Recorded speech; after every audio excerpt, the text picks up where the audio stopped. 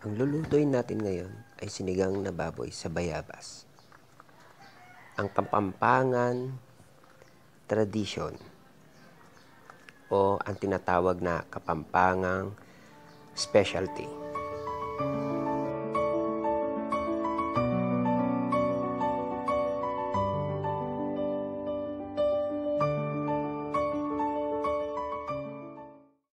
Ito ang mga ingredients: baboy, sibuyas, gabi, bayabas,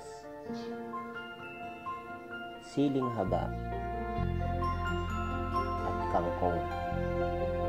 Start na tayo, guys. Ilagay ang baboy. Pakuluin ito ng 5 minuto. Masarap ang sinigang na baboy, guys, sa palayok.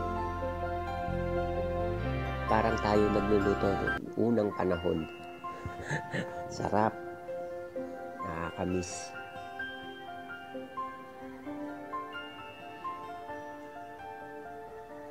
Takpan ito, guys.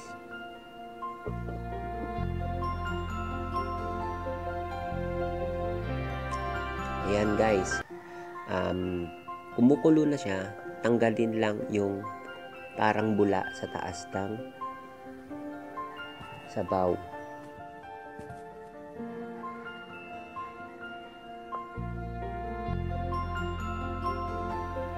Kasi ano yan, sebo. So itatanggalin lang natin yung ibang sebo. Ayan, natanggal ko na yung ibang sebo. Pagkatapos nito, ilalagay ko na yung bayabas.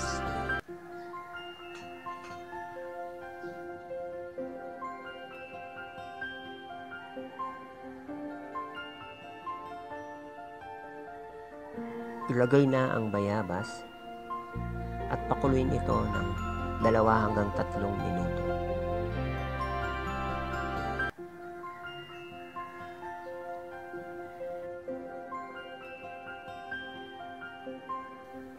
Kagaya nito, guys. Naiawon ko na siya. Dudurugin ko ang mga bayabas. Kapag ito'y nadurog na, saka mo ito ibalik sa palayok.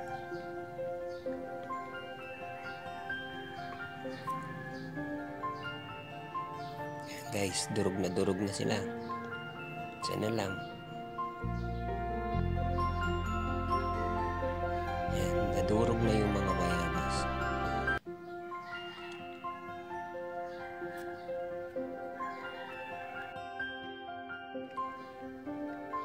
So ayan, guys, nilagay ko na yung dinurog na bayabas.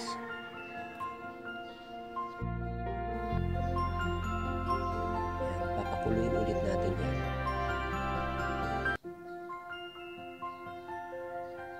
So ayan, guys, kumukulo na, tapos ilagay ang sibuyas.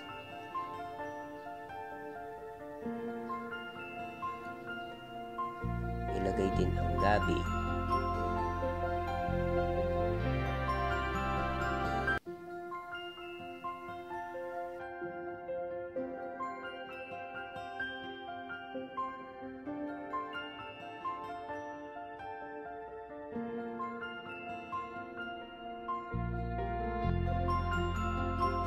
Yan, ilagay ang sili.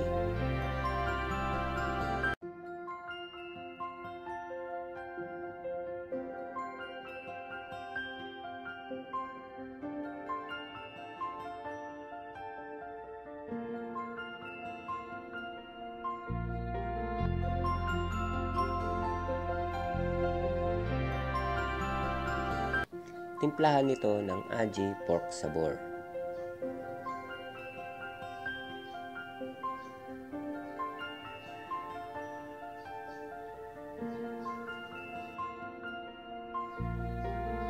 Haluin ito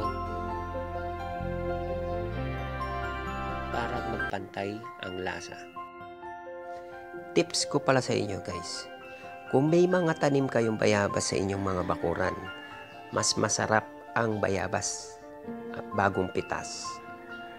Masarap magluto kapag ito'y kapipitas lang sa puno ng bayabas. Lalo na pag nakikita mo yung puno mo, punong-puno ng bunga ng bayabas, hinog na, sarap magluto. Ilagay na ang kangkong.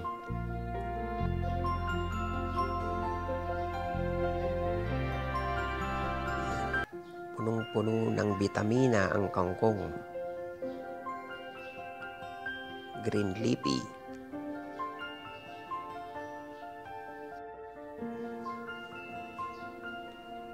Yan, ilagay na yung kangkong.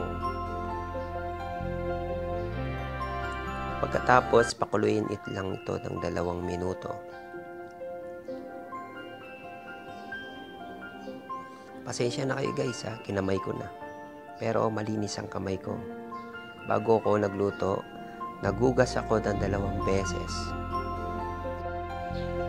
Ayun guys, maraming salamat po sa mga nag-subscribe po sa akin. Sa walang sawang nagtitiwala po sa mga vlog ko, sa mga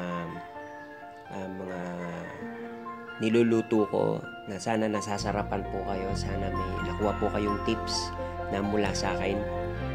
Sa mga hindi pa po nagsasubscribe sa akin, please po, pasubscribe na rin po.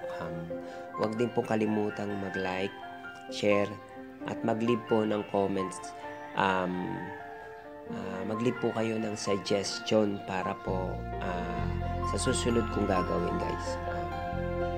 Salamat po sa lahat-lahat. Sana po hindi po kayo magsawa. Maraming salamat talaga. Na-inspire po ako lalo dahil nakikita ko po na nag-i-improve po ang YouTube channel ko. So guys, thank you talaga sa suporta, sa tiwala. Sana marami pa po akong mai-share sa inyo, lalong-lalo na po sa cooking tips, sa mga kapampangan dishes na sinishare ko po sa inyo.